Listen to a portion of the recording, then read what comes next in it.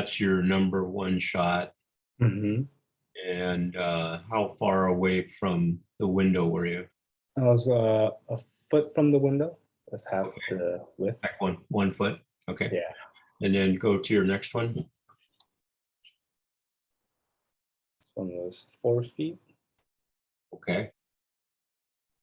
And this was 8 feet.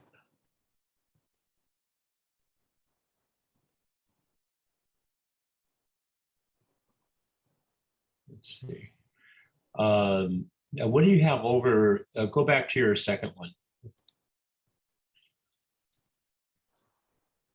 Okay, so your window does not have direct sunlight coming in it. Yeah, I have a little like a screen coming down. Okay. Okay, then go to your next one. And then your last one. And this was short by like 2.5 feet. Okay.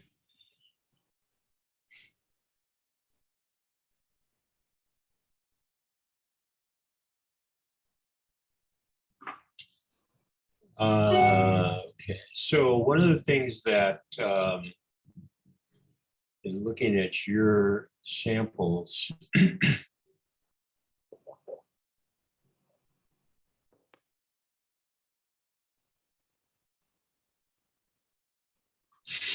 yeah, I'm just a little bit concerned on the highlight. Yeah, it might be like the light leaking through the crack of the screen. Oh, well, that you mean on the background? Yeah. That's all right. I'm just looking at the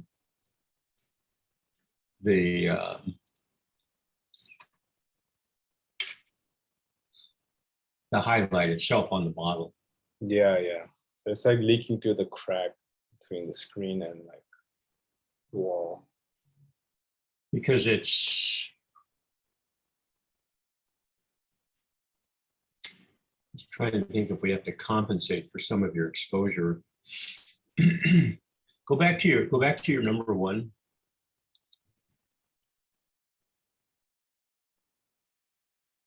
So on the where your window is on the left-hand side, is the screen covering the whole window? It is, but it's like leaking between the screen and like the wall, the window. There's like a slight like, can't be more than like a few millimeters, but there's like a little gap. Huh.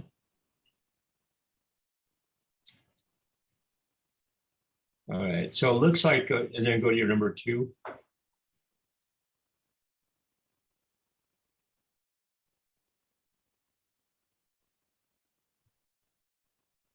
Okay, so that looks about, I'm just looking exposure wise, and then go to number three. So this is getting a little bit underexposed, probably, let's say maybe like a half a stop underexposed. So you use Lightroom, right? Yes. So you can bring the overall exposure of this up, I would say probably like a half a stop on this. Okay. And the same thing like on your last one. Yeah, you could bring that up probably a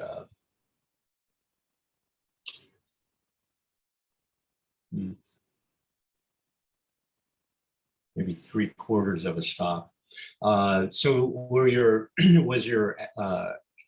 changing your shutter speed as you went along? No, they are consistent.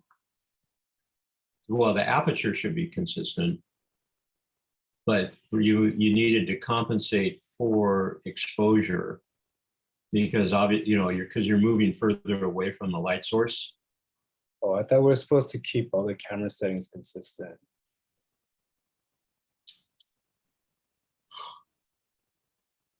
I think if I kept it on aperture priority, it probably would have compensated, but I had it on manual. Yeah. Yeah, so that would be, that's what I'd like for you to do. Okay. Because you just had it on manual and kept it set. Yeah, I thought you mentioned that you prefer us to keep it in manual. Yeah, I do. And I thought the But, idea was to keep the settings consistent. well, the aperture consistent, but then as you're moving away from the light source, you're gonna have to open up because the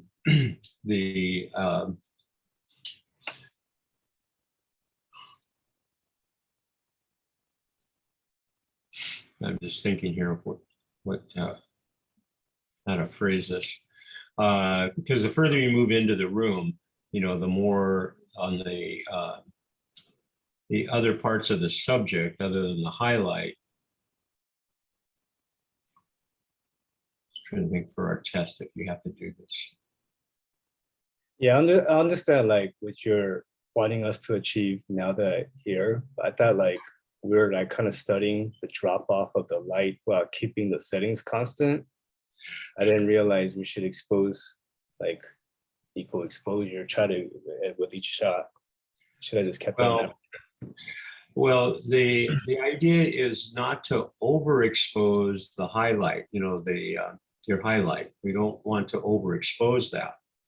We want to keep that, but I can tell here that your highlight is actually has some exposure that could be brought up, even in your highlight.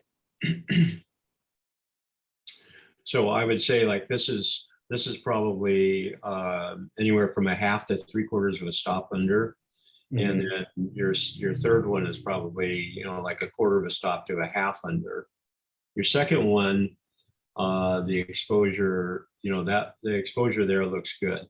And you see when we look in the highlight on that, you know, you can see detail in the highlight, and it still has a decent exposure to it.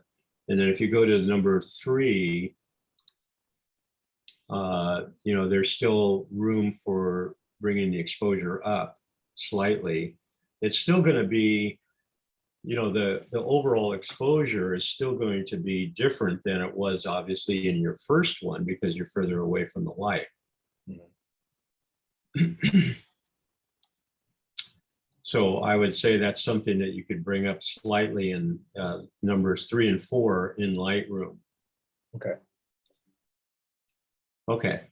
So you know, the main thing is you've got the files to go on with what we need. So it's not something like you have to reshoot that. Okay, so go ahead and let the screen back, and Curtis, we'll do Curtis. Go ahead and I just want to take a look at your files where you're at. Okay. I definitely realized last second that I should have tried to control like some of the ambient light, but overall, I think it turned out okay. But so this is the first one at 15 inches from the window. Okay. Or actually only 7.5 because it's only a 15-inch window. So 7.5 inches. And then and this is the next one at I think it's 30 inches. Okay. And then at 60 inches, that's where you can see more of the ambient light from the other rooms coming in.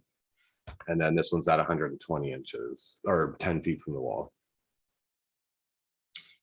All right. Yeah, I didn't realize you're going to have that. You've got that much ambient. I mean, from other sources. Yeah, I only have one window that's under 2 feet. Everything else was like 3 to 4 feet, and I didn't have 24 more feet of lateral space. Okay. So I picked the smallest window that didn't have direct light. Because the other one, it was just the sun blasting through, and I didn't have a sheet to try to diffuse it with. Go back to your first one. And then go to your last one. Okay. Yeah, I mean, ideally, you know, we'd have that other light source blocked out. I could have done more. I probably could have drawn the shades and It took me, like I said, I shot the entire assignment on a different window, but I only had direct light. And then I came back to verify. I was like, oh, no direct light. So I went and found this other window, reshot it, and it completely forgot about this ambient light. And I noticed that whenever I had to bring my shutter speed back down for the last photo when I was the furthest away from the window, which I was like, okay, that's strange to maintain, my third stop underexposed. Yeah. But or EV at least. Mhm. But that's when I was like, oh, I have 10 minutes to get this onto the computer, get it ready to show. And stuff. But so definitely something I recognized, if I had 10 more minutes, I would have corrected it, reshot all the images. And Okay.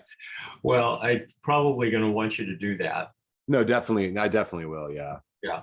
I mean, for argument's sake, you're sort of getting, I mean, what we're trying to observe is what happens to the key light, Yeah. your main source of your main window light that you started with. What happens to that as you move further away?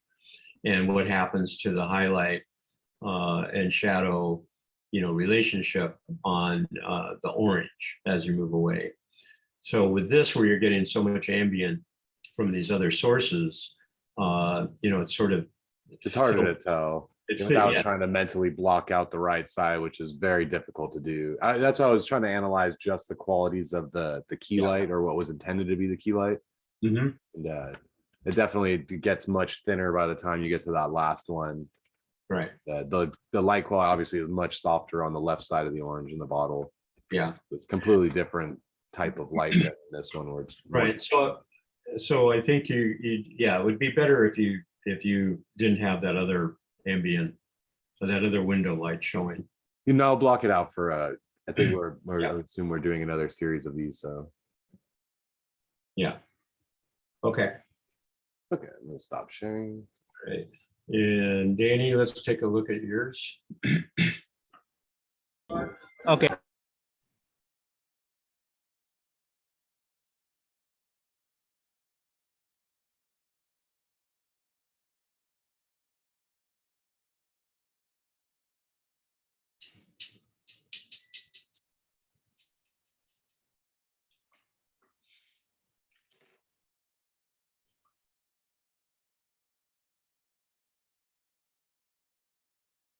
Hold just a second. Okay, we're good.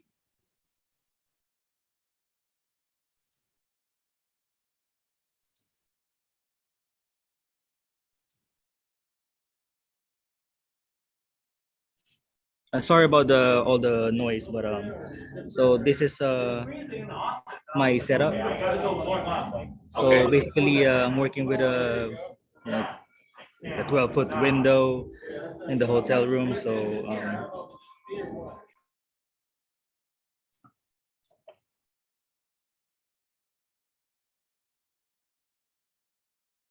Okay.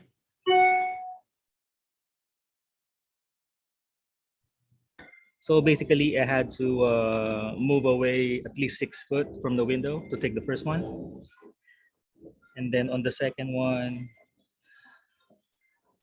this was about 12 foot. And I'm not sure if I could I could tell the difference between the lighting because the room is so bright with a very large window. Right. And then stepping away another 6 foot. And then basically this is like at the end of the hotel room. I have no more room to to move into it.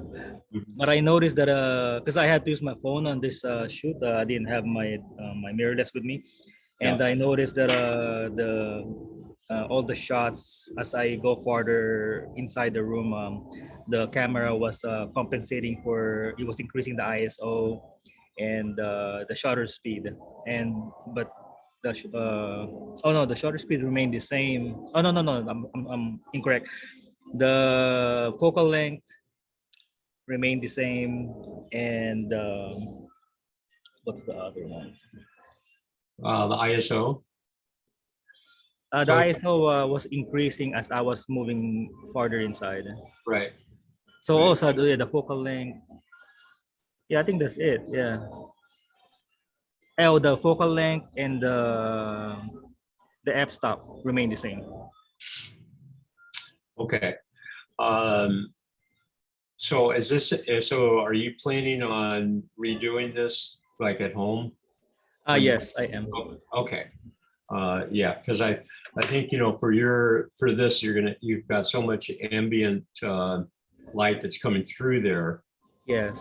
that it's somewhat giving you sort of a um, Mm-hmm. false range because the shadow side's getting filled more than what would happen with just one Yeah. source. Yes. Okay. But as far as, just the mechanics of what I wanted you to do, obviously you're doing that. You're doing that good. It's just um, the other parts, the lighting part, I think has to be more controlled, Yeah. which it seems like you'd be able to do more control at home. Yep. Okay.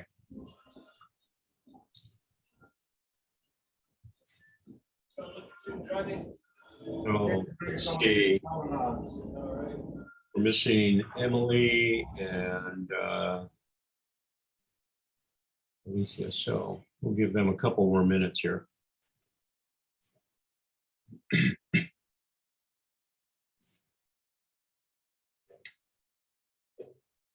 Oh, Martin also. As I don't want to get started on the next part of this without them. Did you guys take a look at the write-up sample? Because I uploaded that into the assignment folder. So if you want to take a look, and if you've got any questions on that, let me know.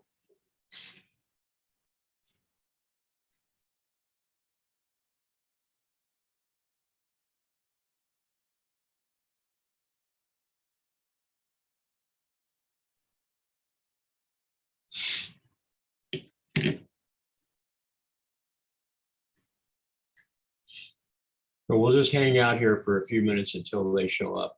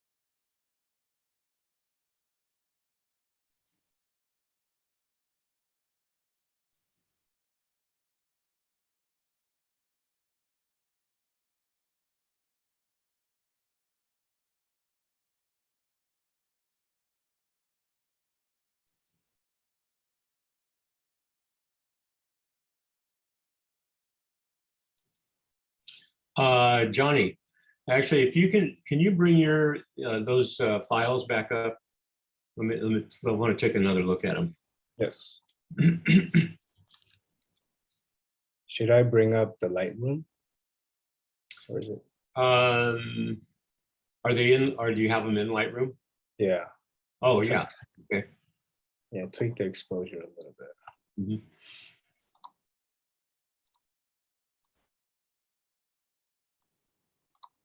Number one.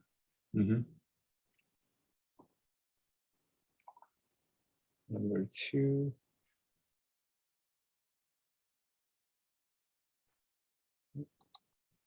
Is that adjusted number two, or was that the way it was? Yeah, they're all adjusted a little bit. Okay,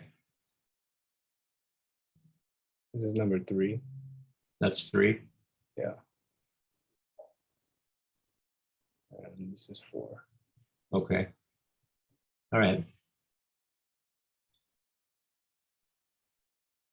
Okay.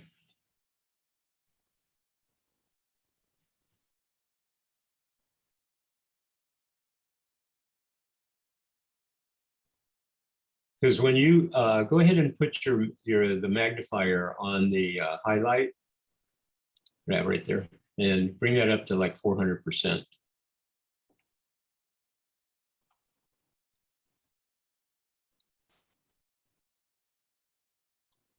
Okay. Sure. Yeah. Okay. Well, that looks. That's the way that should look. Yeah.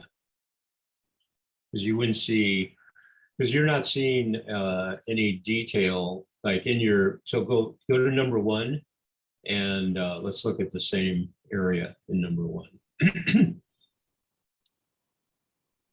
Let's go up slightly so I can see the highlight on the glass.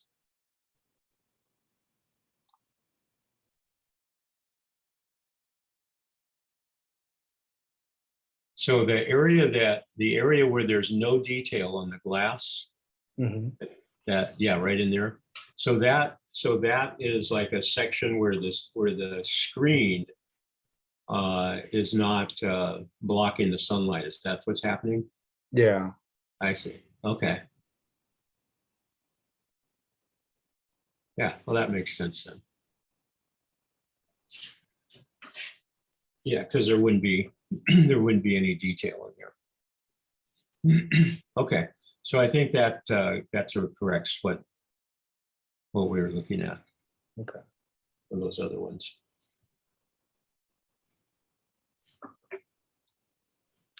Well, we know where everybody else is here.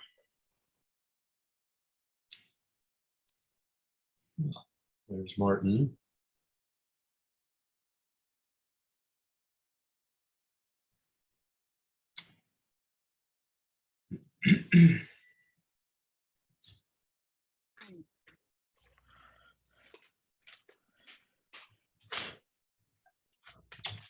Hey there, Martin.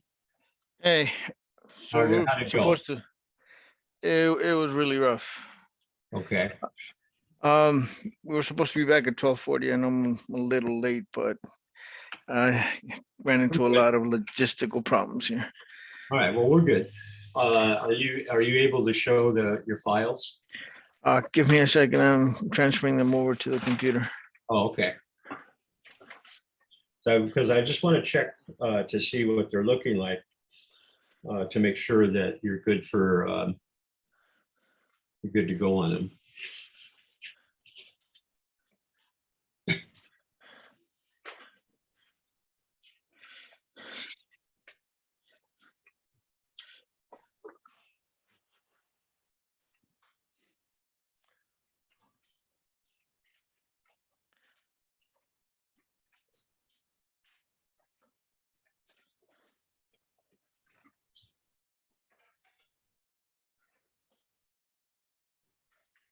Am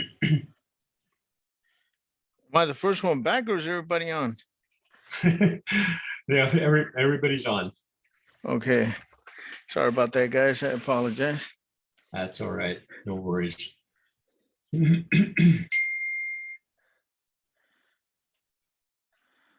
right, let me share.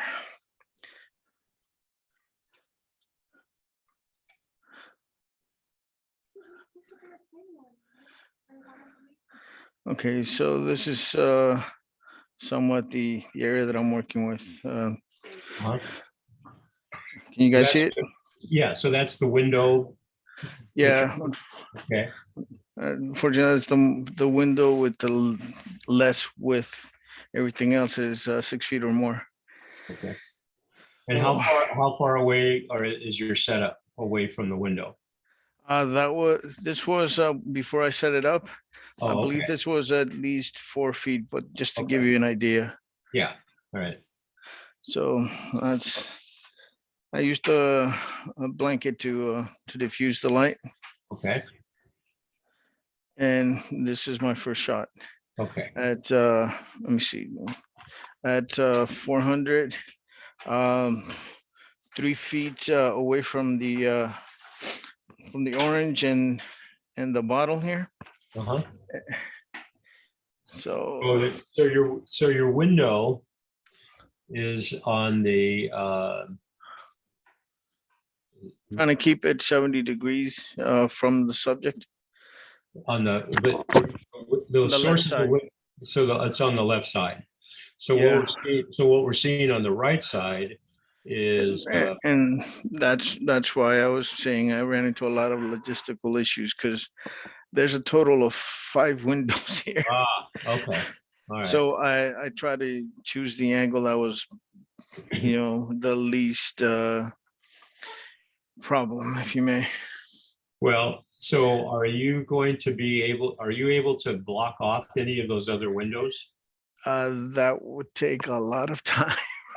Uh-huh. And that's why I was trying to work out the logistics, what window, what angles, and Yeah. how many feet away because of the requirements. It was like if it's 6 feet, then I would end up with a picture 4 that I would need to be like let me see, how much was it, like 48 feet away, and literally the room is not that big, but Well, there's a so the width of the window that you're working with, not the height, the width of the window exactly. was 6 feet. Yes, sir. Wow. So that's why I was taking. So your first shot, number one, was how far away from the window? It was supposed to be 1 feet, but the bookcase was in the way, so this would actually be the second shot, which would be 4 feet away. Okay. Let me get the paper. Give me a second.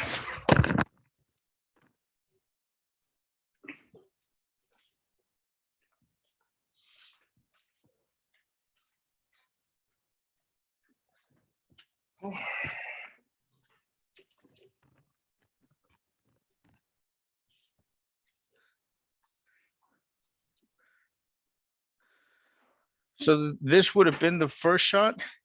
This is the one that's 4 feet. That's 4 feet away. Yeah. Right, but And this, the window itself was how wide? this particular one was 1.5. That was the smallest one in the house. So twice the distance from 1.5. So I was right, trying to round off because of the space, but okay. Well, I mean, so technically you should be 3 feet away, right? Rather than, but the bookcase is in the way. okay, So then this would be 8 feet. okay. Then that's where I ran into the issues once I got to 8 feet, So, and then 16 feet. So see, this is the second smallest window, and it would be too big. Like I said, I would require a total of 48 feet in the house, and I do not have that with the space that I was working in here. mhm. There just wasn't enough room. So this was the smallest window that I could find, and try to do the assignment as part of the instructions, but I did run into some challenges. All right, well, let's go back to your last shot there for a second, because I just want to see, it shows that other window. So if you were going to use that window, and just forget about the window size for a second. Okay. If you were going to use that window, is all of that table that's between us and the window, the table back there, is that movable? It's a big table. Oh, it's a big table. Yeah. But it is movable. I would need some help moving it.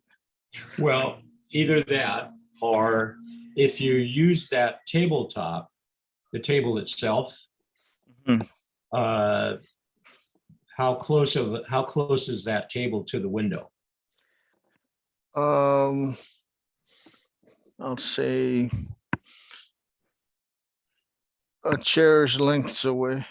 Okay, so it might be that you actually use that window, and then we'll have to sort of bend the rules a little bit on the doubling.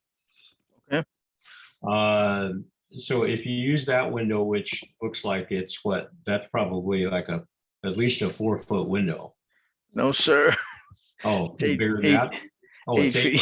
8 feet across? Yep, Wow, that's a big window. that's what I said. Yeah. So if you use that 8-foot window, and you would start, we'd normally have you start like at 4, 8, 16, then you'd be at 32. So I think you might be better off using that window. I mean, the problem with this is that we're not getting the The consistent light and the angle that you yeah, need. exactly. So I mean, it would be easier to block off the window that you used to eliminate light from that and just use that light back there as your main source. Let me try to show you somewhat what I'm working with so that as far as the size challenges, you can somewhat see Mhm. what I'm talking about. So I'm gonna stop sharing, Okay. and then I believe let me open up the camera here real quick. Uh-huh.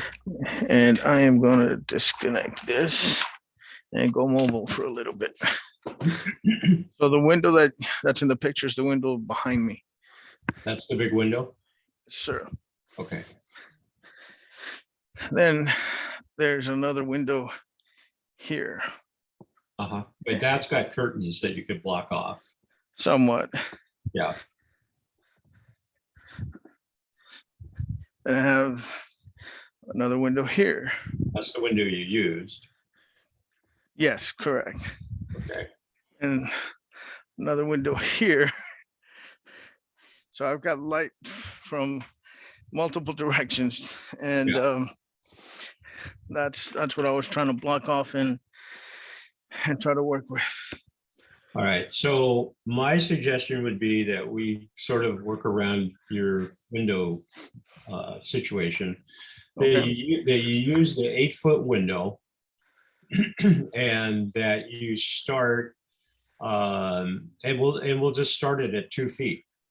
Okay. You would go 2 feet, 4 feet, 8 feet, 16 feet as your order, and as much as you can block off all of the other windows. Okay. And you could use the table that's there as much as possible. So you could probably on one end of it, the closest end to the to the big window, that could be I'm assuming shot number 1. So you would put you'd be 2 feet away on that table from the big window. Okay. And then, the table, you should be able to maybe get 4 feet away on the tabletop itself. Right? Yeah. And then either move the table, when you get to 8 feet, or find another, way to do your setup 8 feet, even though it's not on the same table. So you could use the table, shot number 1, shot number 2, shot number 3, you've got it on, a chair or something, but you're still the same distance from subject to camera. And shot number 3, you'd be 2, 4, you'd be 8 feet from the window. And then shot number 4, you'd be 16 feet from that window. Okay. All right, does that make sense? Sir. Okay. All right. It'll make more sense, I think, when I get done also showing you what I'm having you look for with this. Yeah. Okay. And we lost Emily. So Leah, you want to share your screen? Because I just want to check your files. Oh yeah, I don't mind doing it, but right now I was trying to organize them into a folder. I have like a bunch of shots of I have a bunch of variations of each shot from each length. Only because I wasn't sure which shutter like to use. I was kind of playing around with it since I'm still learning about the cameras, Uh-huh. technical Okay. things. But I think I got some good shots. It's just a matter of me figuring out which one's the best, Okay. at the best shutter. So I can go ahead and share it. I'll just go ahead and go through the files. Let me see. Is there anybody that hasn't gone, that can go? Let's see, is Emily still with us, or did she have to drop off for a second? I don't see her up here. If not, it's okay. I can kind of like sort through them. Yeah, yeah, I think Emily jumped offline here for a minute. Okay, no problem. Let me see here.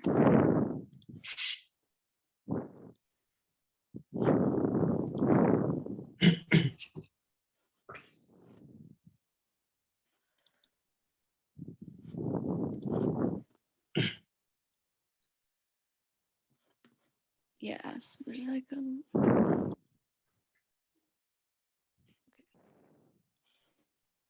Share screen.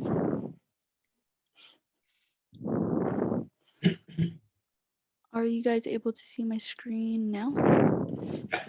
Okay, cool.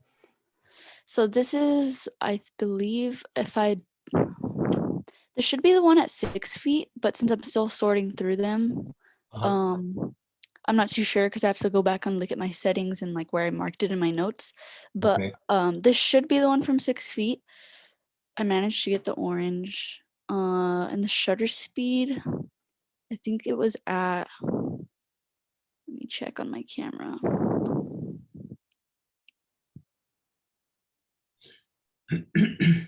So this would not be your first shot. This would Yeah, be, it would be oh yeah, okay, so my window was 3 feet wide. uh-huh, And so my first shot was at 1.5 feet. okay. And then my second would be 3 feet. And then third was 6 feet. All So right. this one's my third one. Yeah.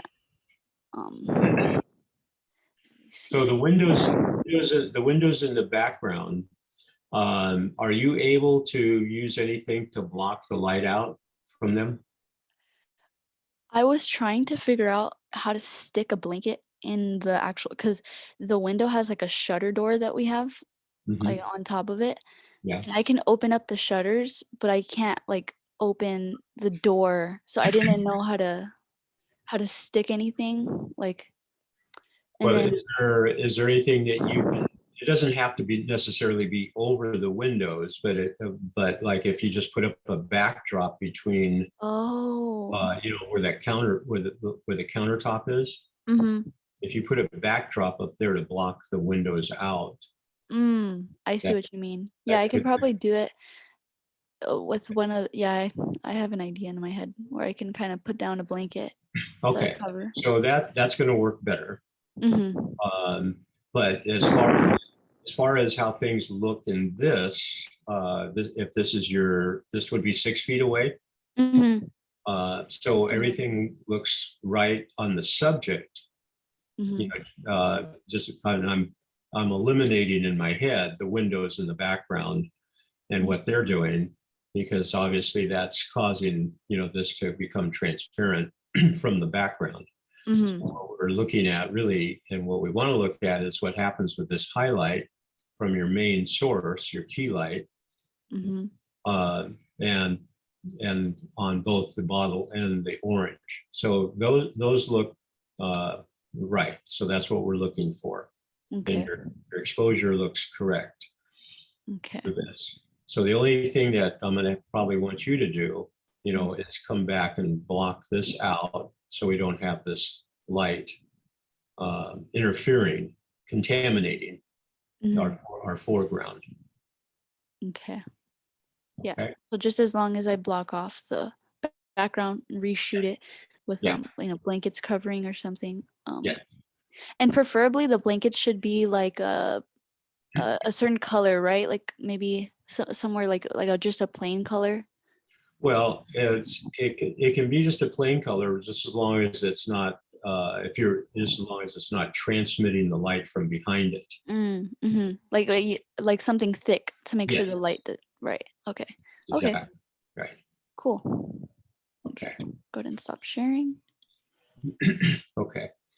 So, well, we'll catch up with Emily later when she comes, because I want to get going with the rest of why you're doing all this. Okay, so let me switch to my screen, and we'll talk about three-dimensional lighting.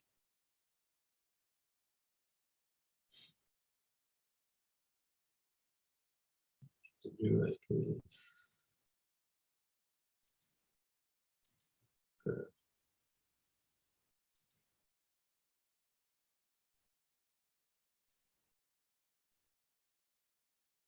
Well, let me just adjust this thing.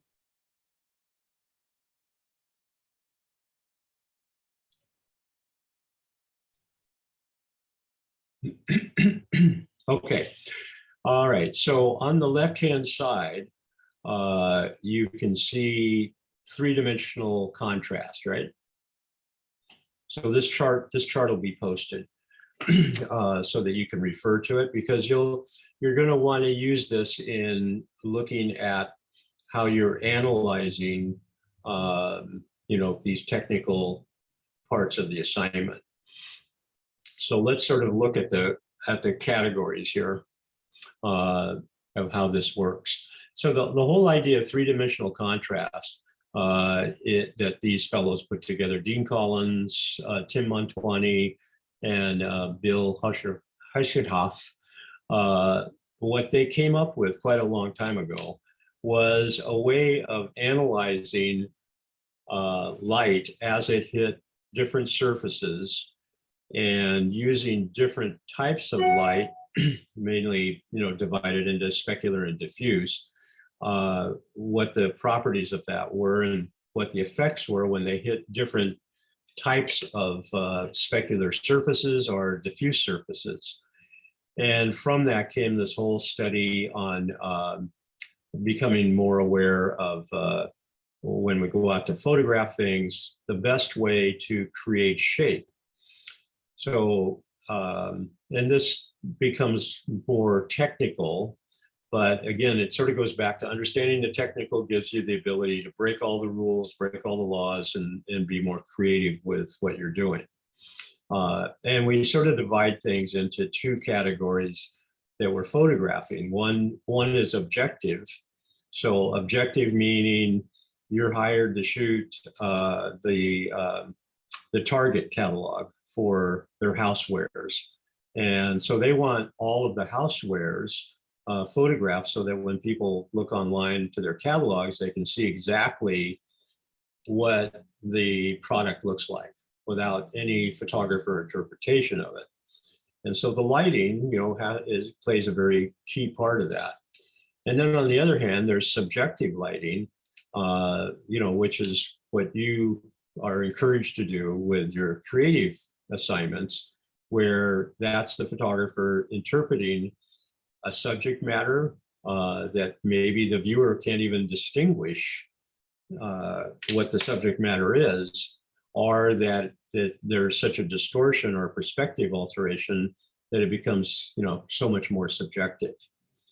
So those are sort of the two categories that we always have to think about when we're going to photograph something. Am I photographing this with an objective view, or am I photographing it with a subjective view? All right, so what we're doing is photographing these two subjects with an objective view. We want to see what happens when we use a certain kind of light and we start moving the object away from that light or closer to the light. Does it hinder it? Does it help it? What happens to the way it presents the dimensional quality. So that's sort of the crux of what we're doing. The chart breaks these things down, breaks the elements down, so that we get a better understanding of what we're doing when we do move something.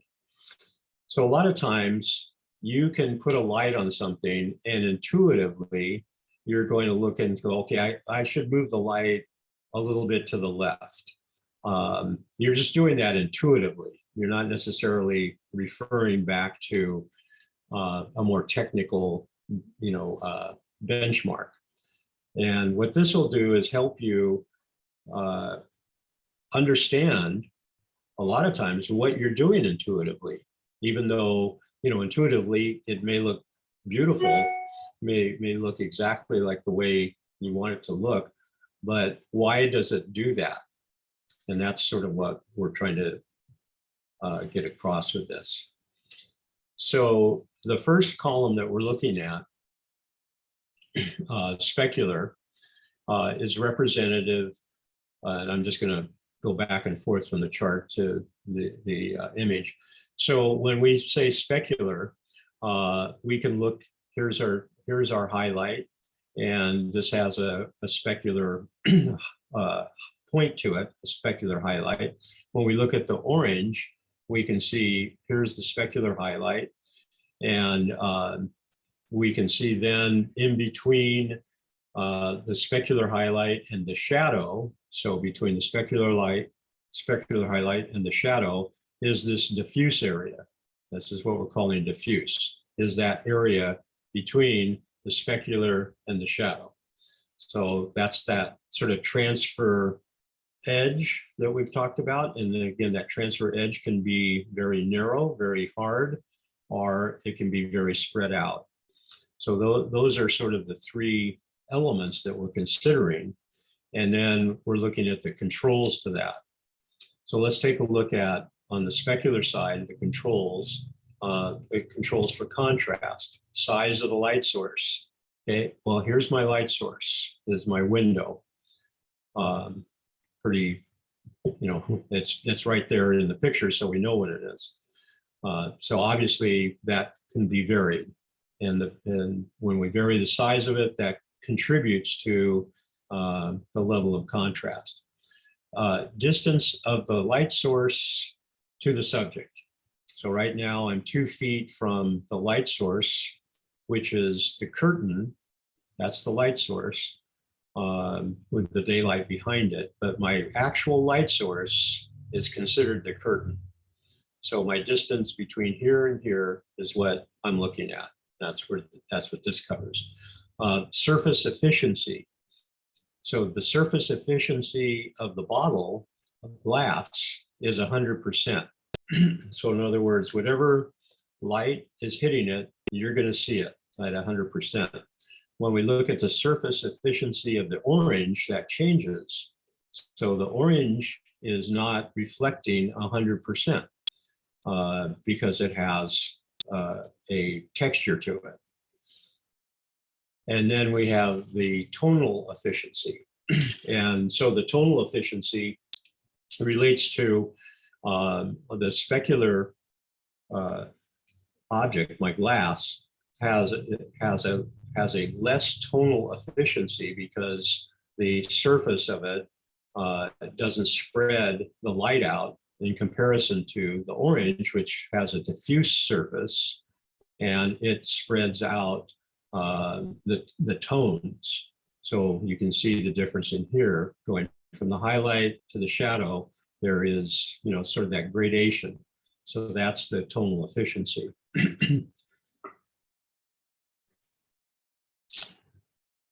Okay, and then on the specular edge transfer part of it, so that's this edge, like right there, and here's the reflection of the window right there. So it'd be this edge in here.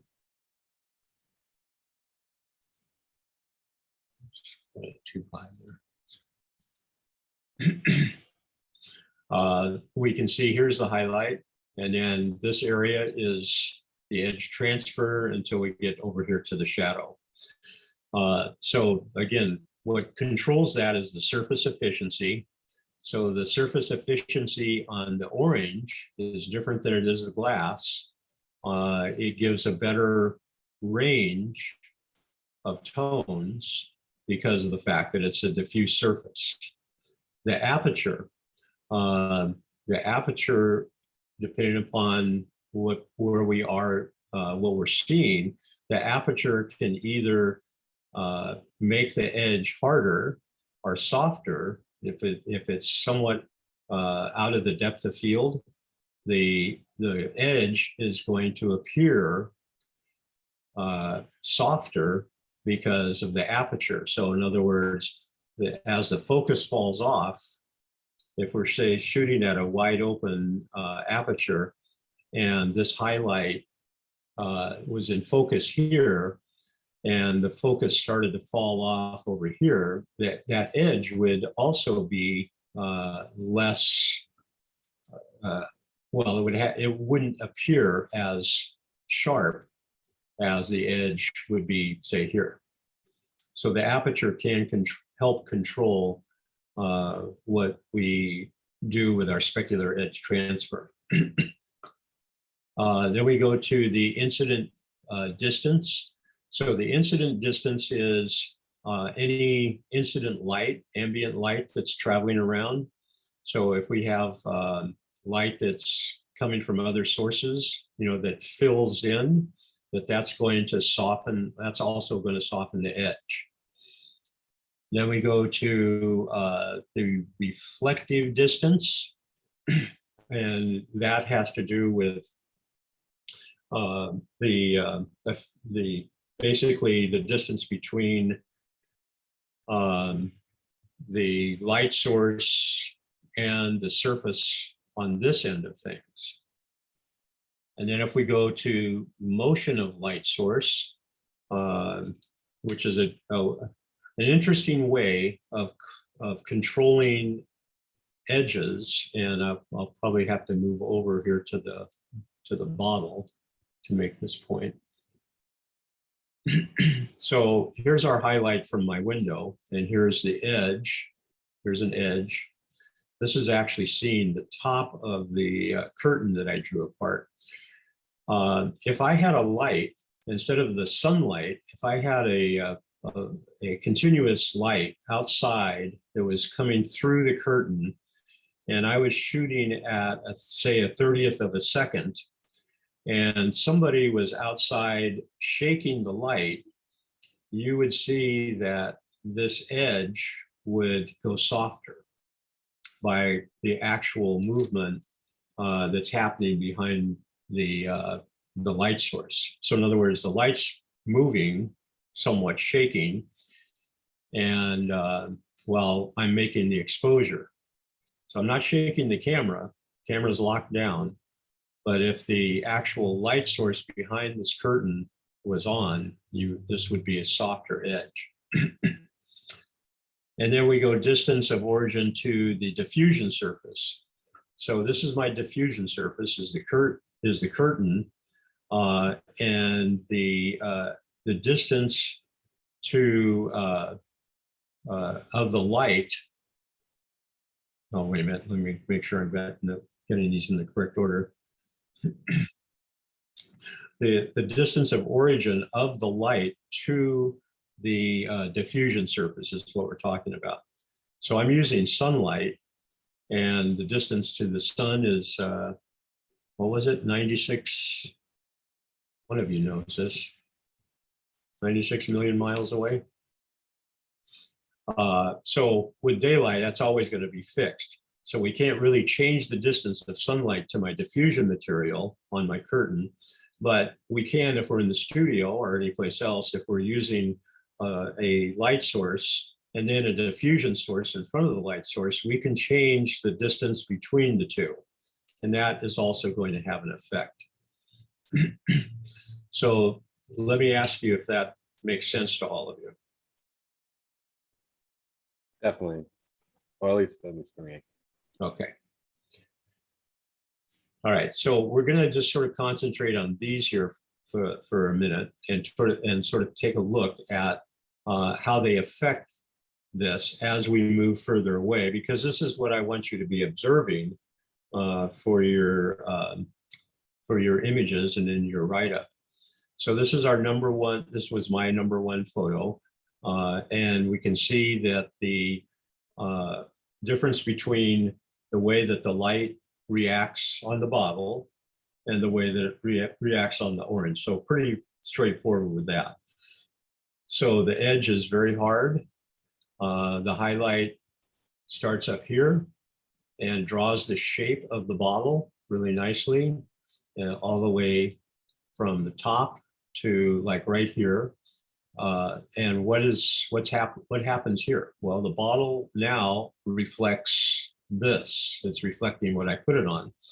So if I wanted to have this highlight continue all the way to the bottom, so when you see like an ad for a bottle of beer or wine or perfume, and the highlight starts from the very top and extends all the way to the bottom, most likely it's going to be that they have the subject sitting on something that allows the light to fill in down here. So if I put this up on a couple of blocks underneath here, where it was lifted up to where it would see this of the window, then this highlight would extend down. Or if I push the bottle further over to the edge of this, it would extend down. So at this point where it's sitting, it's actually reflecting down here. But this highlight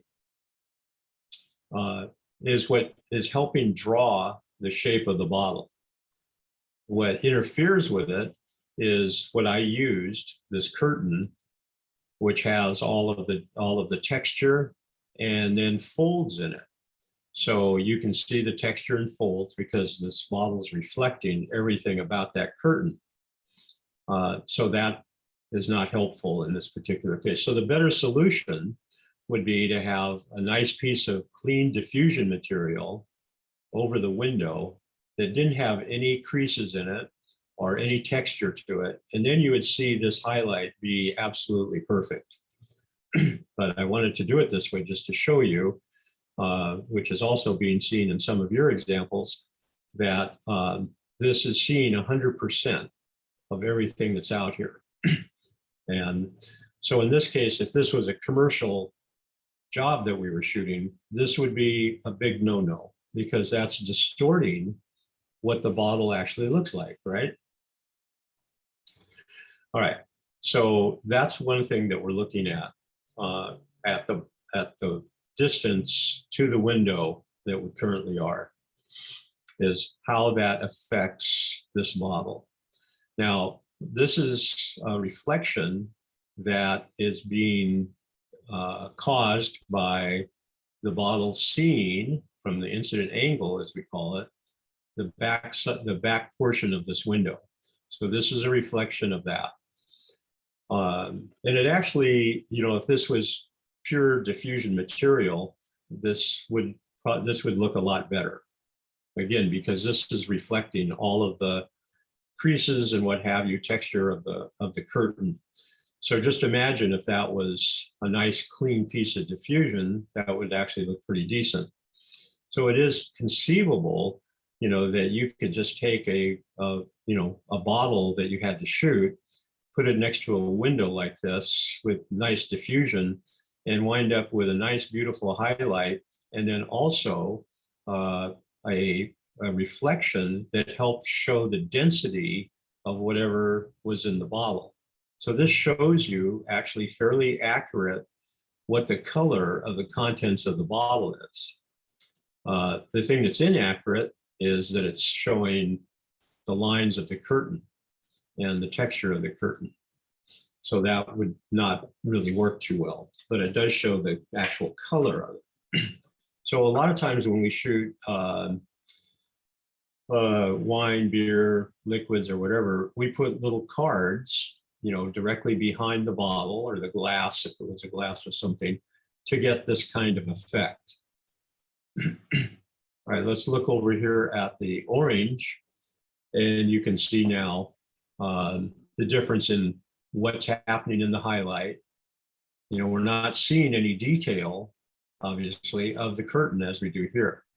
And then we have this more gradated edge transfer to the shadow.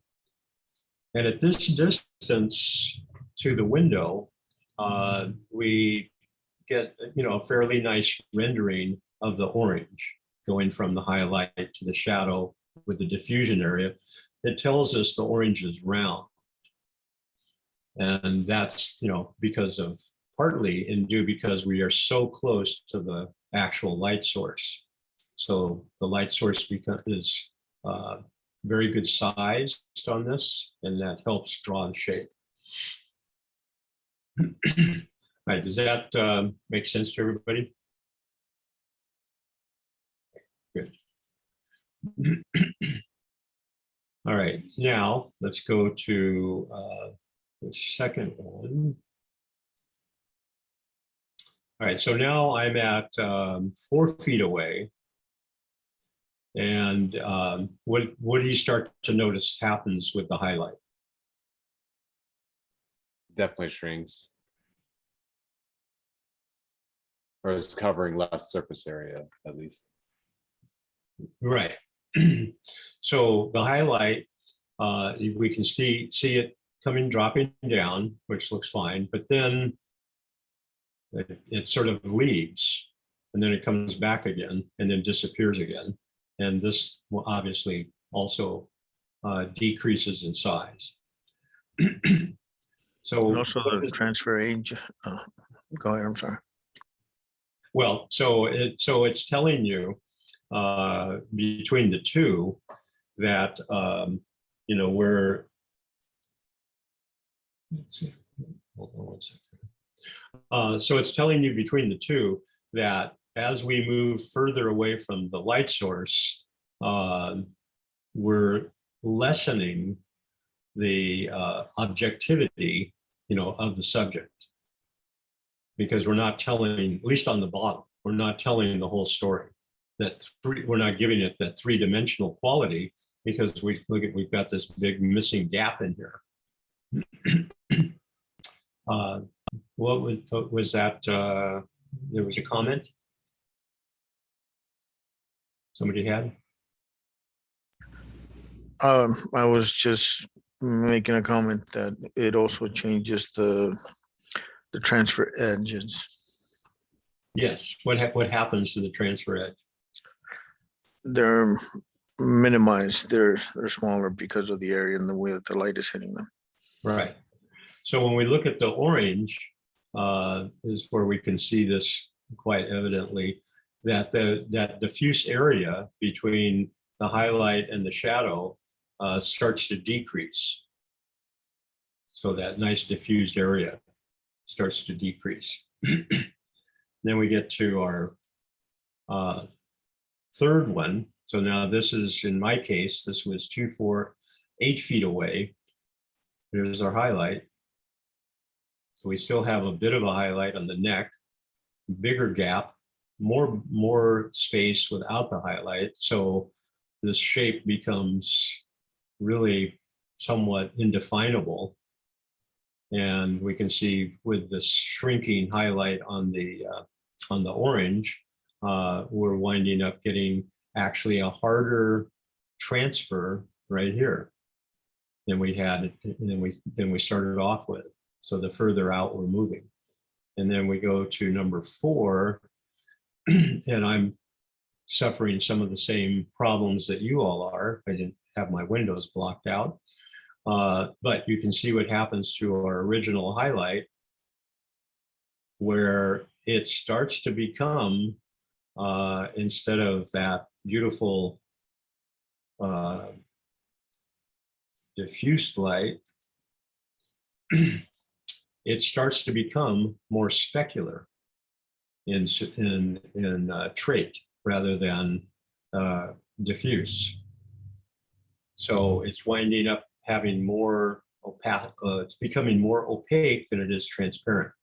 So in this version, remember, we can see, because we're seeing detail, we're seeing the actual glass. So the highlight is more transparent. Whereas in this version, it becomes more opaque. Let's go back here. So we're missing detail in there.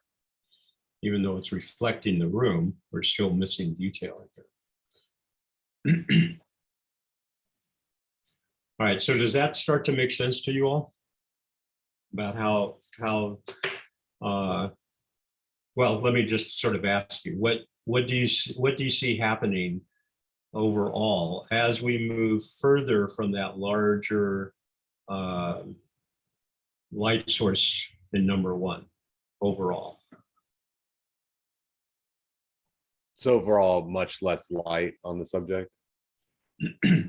So much less light, even though we could, I could open this up a little bit more aperture wise, right? I mean, not aperture wise, but I could slow the shutter speed down and get more exposure, which I probably would want to do, would be to try and match this exposure here to this exposure here.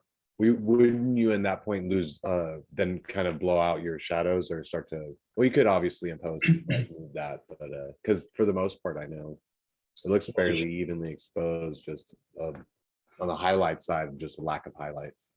Well, it wouldn't, it would blow out this highlight even more.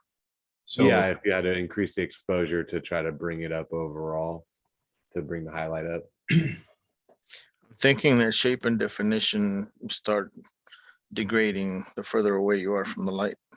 yes, exactly. So the shape and the definition start degrading the further distance we are from our light source in this case. But again, you know, we're trying to be objective, you know, with this and show the shape and show the definition. So let's just go in here for a second and let me just bring this exposure up. So what I'll do is go to my reference here and we'll use this as our reference, supposedly. Oops. Let's start over again.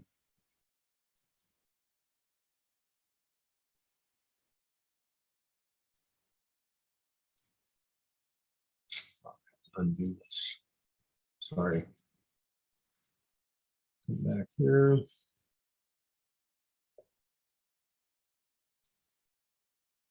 There we go. Okay, so what I wanted to do was bring the exposure up to match my first shot. So I'm going to look at this area in here and bring the exposure up on my number 4 shot. So let me come up.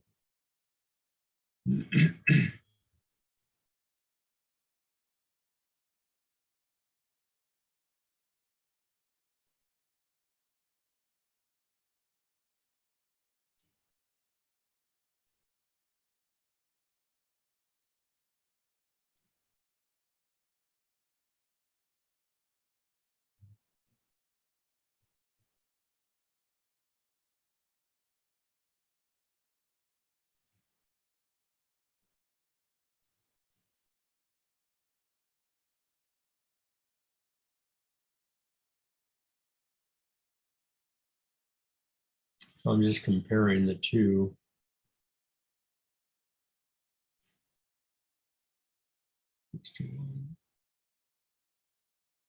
Yeah, so that's pretty close. So the highlight in here now is pretty close to the same exposure as it is over here. But what we also want to look at is, you know, what happens to our highlight over here. So when I do that, you know, that's going to bring that that's going to bring that up further overexposed or create more opacity to it, block it up even more.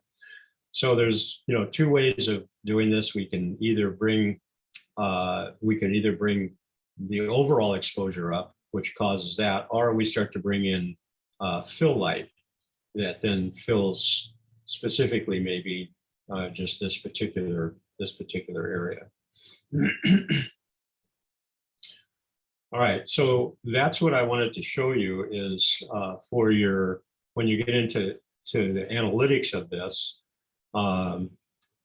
that you start looking at this chart and looking at the components that contribute to what you're looking at, you know, so that helps your analysis, that you're able to refer to these things specifically, as far as you notice that in this case, as an example, you notice that when you move the setup further away from the main light source, the X happens to the highlight. Right, so that's sort of what I'm looking for from you in your analysis of your these four shots.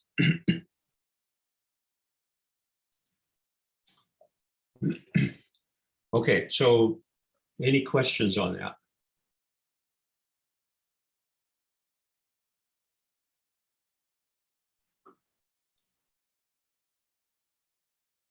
So let's go back to the sample right up.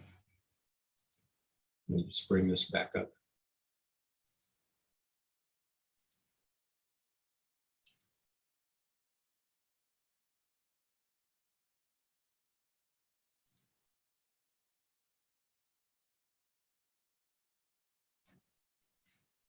There we go.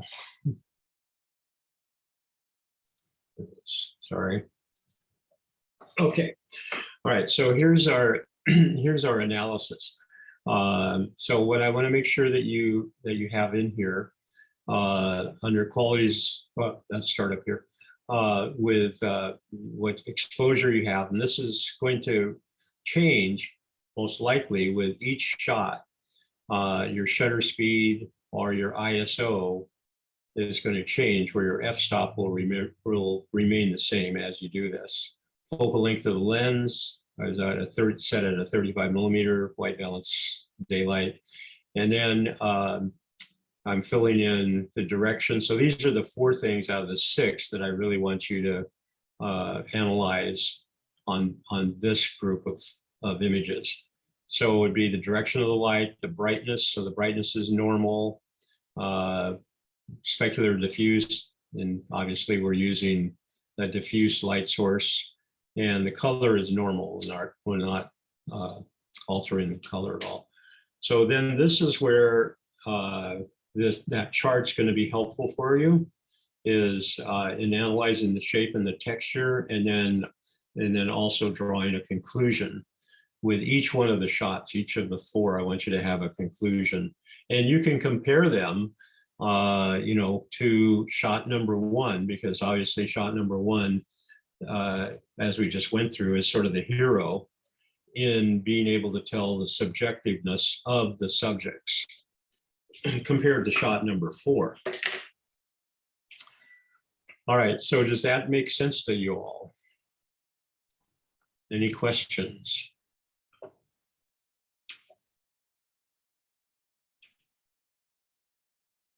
All right, so the technical part of the assignment, part of the technical assignment you have. I'm going to add a second part to it that is going to be taking the same 2 items that you have, the bottle and the orange, and it's going to ask you to shoot them in a couple of different lighting situations. And you won't have to do, you're not going to do 4 variations of the same lighting situation like you did with this one. An example would be, I'm going to have you shoot it in direct sunlight outside, and then also shoot it in the shade outside. So, and there'll be two more added on to that. So there'll be 4 more additional ways of doing this. But this was the one I wanted to just make sure that we got straight. With each of the other 4, you're going to match the distance from the subject to the camera. And obviously the whole camera setting thing is going to change, but keep the same aperture that you did with what you did inside here for the in-class assignment. All right, and then we'll have you do write-ups for those also. And then fortunately, you'll also have a creative part of the assignment, and that'll be posted. But what it's going to ask you to do is take some of the attributes that we talked about of the 3 people that we looked at.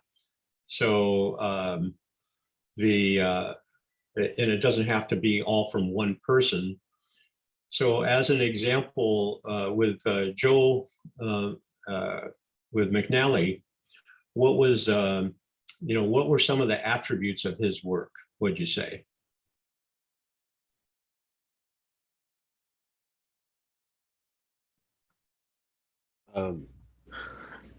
It's tough to say. His attention to light and how he uses it in the sense of white balancing and reflections, different light sources. Okay. And for Cindy Adler, almost the same thing, but she uses more like studio lighting. I'm assuming like strobe lights and things like that, and reflecting white backdrops and things like that to get. Hers is more direct lighting as opposed to Joe McNally's is like ambient and maybe some strobe lighting and flash. Okay. Yeah. Yes, go ahead. Oh, sorry, Mr. Robbins. Yes. But I noticed as well that with Lindsay Adler's lighting, hers was more, like you mentioned earlier in the class, more controlled. Whereas like, I think her name was Diana, right? Lawson? Yes. Yeah, her lighting was more natural, and it was Right. cool to see both, to kind of learn about how like when you're in a controlled environment like that, the light is more like direct on the subject rather than more like spread, at least with the people's style that we saw today. So it was really cool. I took a lot I took a lot from today's lesson. Great. Yeah. So that's great that we're observing the attributes of the different people that we look at. And it doesn't mean that they don't, that Joe McNally doesn't shoot other ways. Just sort of the main theme that we looked at today was he uses color in a very graphic way a lot of times. Versus Lindsay Adler, the work that we looked at was pretty much all black and white, and a lot of use of contrast between black and white. And so what I'm going to ask you to do for the creative part is create 3 images and keep in mind, the attributes of the different people that we looked at. And I'm not asking you to recreate anything they did. So, it's not like take an image that Joe McNally did and go recreate it. That's not what I'm asking you to do. I'm just asking you to use some of the attributes of a photographer that you're interested in. And you could do all 3 with say taking the attributes of one of the persons that you looked at, or you could mix them, however you want to approach it. Subject matter is wide open, and your interpretation of that is also wide open. So on the one hand, you've got the technical that's going to keep you busy. But I sort of really want you to also dive into the creative part. All right, any questions? Okay, so mainly with the interior, the key is to try and block out as much light contamination from other sources of light as possible. That's really sort of what I saw in what you showed me was we want to try and eliminate a lot of that. And one last thing, Martin, did you get my email with the little image attached about the? Let me check. Well, I sent you an email and I posted it also in the assignment. I did like a quick little photo of the top of the camera. It shows where that focal plane marking is on the top of the camera. Okay, if that's the case, then I'm pretty sure I will get it and I will review it. So that is something that we use when we're like doing precise measurements, is we want to measure to the back of the camera where the sensor actually captures the image. That gives us rather than say to the front of the lens. So, and in reality, for what we're doing with just measuring the subject to the camera, you can measure it to the front of the lens as long as you just did that consistently. But it's good to know where the actual picture is being captured, within the camera for precise measurement. So you're talking about that line right in the screen? Well, on the top of the camera, Uh-huh. you see there's a little circle that has a line through it. I don't know if you're looking at what I posted. I am looking at what you posted. So on the top, Basically, I'm looking down at the top of the camera, right. and you can see that little circle with a line. Well, maybe Curtis is bringing up. Yeah, let me see if it I can can- show, I- but Yeah, there's. just can see. Can't get it. I don't know if you can get it close enough. There we go. Yeah, it's Okay, yeah, I see that. I Okay. never knew what that was for. Yeah. Thanks a lot, Curtis. That's go a- back into hiding. Wait, This is- Curtis. Yes. Wait, what was that for again? Oh, that's what Professor Robbins saying. It designates where the sensor is Oh. in the camera. So when we measure exactly to that line. Is that what you're telling me, right? Well, you can do it two ways. For what we're doing, we just need a consistent measurement subject to camera. So consistently, if you measure to the front of the lens, you're fine. What that little icon shows is where the sensor actually is positioned in the camera. And so if we were looking for precise measurement, like you are, say, in filmmaking, where you're always, marking off the lens, if we're looking for precise measurement to where the film or the sensor is for measurement, we would use that little icon as the measuring spot. That's great. I never knew that. It's a secret club. So what next time you see somebody waving a flag with a circle with a line through it, you'll know they must be a photographer. And 4. There we go. All right, so if there's no other questions, we will sign off. And what I'm going to do as far as going through your technical assignment that was due today is I'm going to look at it and then I'll contact you because I may want to go over it with you on a one-on-one. And if there's questions that I've got about it, otherwise I'll just put comments down in the folder where your assignment is. Well, thank you very much. Okay, so otherwise, we'll hope keeping fingers crossed. We will see you all in the class studio 2 weeks from today. Nice. Is next week's class a normally scheduled Zoom one? They're Oh, no, that's why I'm thinking of Tuesdays. Oh, I don't know why this Tuesday is going to be in person. I believe. yes, yeah. Okay. See, I'm just wrong class for a second. So as long as you show up for the right class. Okay, all right, everybody. Just want to confirm our next class is on the 27th. 27th? According to the spring advisement calendar that went out, it seems like we skip a week. It seems like it. Oh, okay, so I've got, okay, I was looking at the wrong, because I had the 20th. No, the 27th is correct, Okay, 27th. So I'll post that to make sure you all, okay, thank you, sir. all right. And Professor Robbins, Yes. the class is gonna be online or in person? This class will be in person. Oh, okay, cool. Yeah, and I'll change the due date actually, because I think I put the due date down on the, or maybe I just put it was due at our next class meeting, which is correct.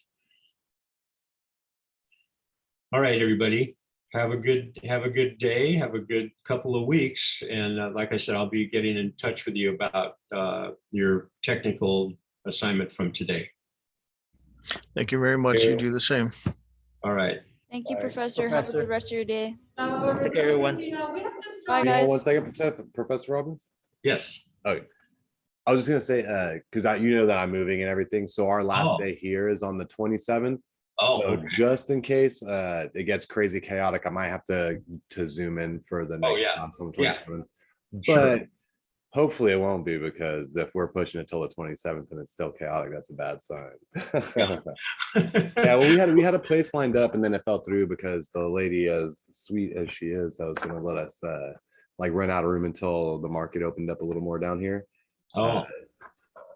Oh, It that's is a tough. little bit crazy. Got real intrusive. real intrusive, yeah. So, Oh, yeah. so we're doing some last minute scrambling. Yeah. A tough time to move. Yeah, no, definitely. But yeah, so just in case, I wanted to give you that heads up in plenty of time. Okay. But hopefully, fingers crossed, it should be no problem. Okay. All right, great. Well, Yeah. I'll talk to you before then anyway. Yeah, I'll see you on Tuesday anyways. Yeah. But all right. See you Okay. then. Bye. All right, bye. Hey, Martin. Yeah, still here. Thank you for taking the time of going through all that with me, and Yeah. I'm sorry I was a little late, but I was trying to figure it out and just get it done. I didn't want you to think that I wasn't trying to do it or something. Oh, no, not at all. It's, you're diving into a whole new deal, so no. Definitely. But thank you for being patient with me. I do appreciate it. No worries. And then if you've got something else that you want to ask me about anytime, just let me know. We could always do a pop on for a Zoom conference. Thank you. Appreciate it. All right, well, we'll talk later. Okay. Have a good weekend. All right, you What's too. left of it. Okay. Bye-bye.